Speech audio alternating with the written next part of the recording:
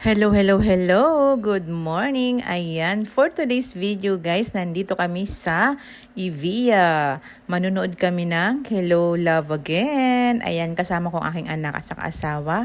Imimit ko rin po yung aking mga business partner, ang aking mga friendship. Siyempre, mas masaya manood pag may kasama. So, andito na kami sa mall. Ayan, so, dito kami, nahirapan lang kami mag-park. Kaya eto, ngayon pa lang po kayo makakapasok po sa mall.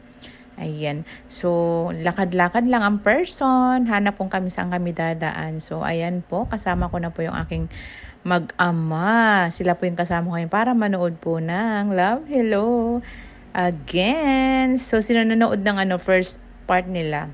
So, ayan, paakyat na po kami sa elevator. Excited na po tayo dito, guys. Kasi syempre, this is the moment na para maka-witness tayo kung ano talaga ang movie na to. So, ayan guys. So, bago kami manood kasi 8 p.m. pa naman yung aming schedule, nag-dinner muna kami ng aking anakis kasi baka mamaya ay nakapagtagpo na ang kilay. So, ito pala masarap sa Popeye, no? Meron siyang ibabang klaseng flavor ng dip nila. So, masarap naman. So, ayan. While waiting for our food, picture-picture muna, selfie-selfie with hubby.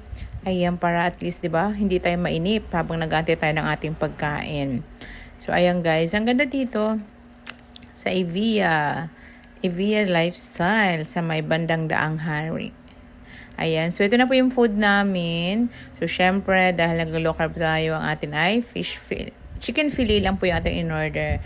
Tapos yung aking mag-ama, syempre, high carbs, ganun talaga. So, netry ko yung mga dip nila, masarap. Actually, masarap yung kanilang cheesy dip na try ko. Tapos yung isa, masarap. Para meron siyang, tawag dito, parang merong, tapos medyo maanghang-hanghang yung isang dip nila. Ayan, kain tayo guys. Para pag nanood tayo ay full na po tayo at hindi tayo gutom sa loob ng sini. Ito na po yung guys. Alam niyo ba nasa ng sinihan dito? Nasa 4th floor pa. Ayan, nakikita nyo na ba? Ayun na, cinema, nasa taas. Super taas. Ayan, sino dito mga lulain pag nag-aakyat sa mga elevator? Gosh, pag ganito medyo nanginginig ng aking tuhod. Pag ayan, nakita niya guys, yung cinema, nasa 4th floor po siya ng Evia. Ayan. So, ayan kasi ito yung mga movie na 4 days day. Nandito na kami sa taas niyan. Ayan. Picture lang. Ayan, guys. So, I'm so excited.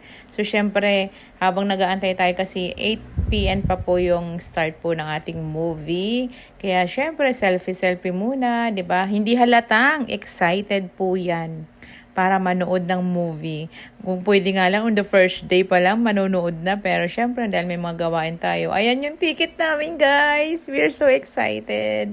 Ayan, hawak na ng aking anak ang aming ticket. Manonood na kami. Ayan, so syempre, kunting kulitan muna with hubby habang kami ay nag-aantay ng aming oras. Kasi medyo napaagal naman kami ng konting oras lang naman para makapanood po ng movie that time.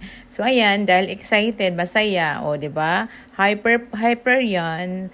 Ayan, eto na po 'yun guys, papunta na kami sa loob ng sinihan para manood. Ayan, kasama ko yung mga business partner ko, nasa likod ko sila. 'Di ba? Hindi halatang excited. Nangunguna 'yarn, 'di ba? So, ayan. May sinasabi ako dyan pero I forgot it na. So, ayan. Ayan po yung mga iba feel pa po meron tayo. So, ayan sa, tayo, Theater 3 po tayo manunood. So, while waiting po, ayan, picture ulit. Siyempre. Ayan. So, kasama ko sila, hubby. Di ko alam kung excited din yan or nakikikulit lang sa akin. Alam mo naman ng mga boys, pag mga love story, mga ganyan, Diyos ko, tutulugan ka lang sa loob niyan. Talagang, wala lang siyang choice. Kailangan niya sumama sa akin. Pero, guys, kilig din yarn. Ang ganda po ng movie, promise. Panoorin niyo po siya. Para, kung napanood niyo po yung first po, yun.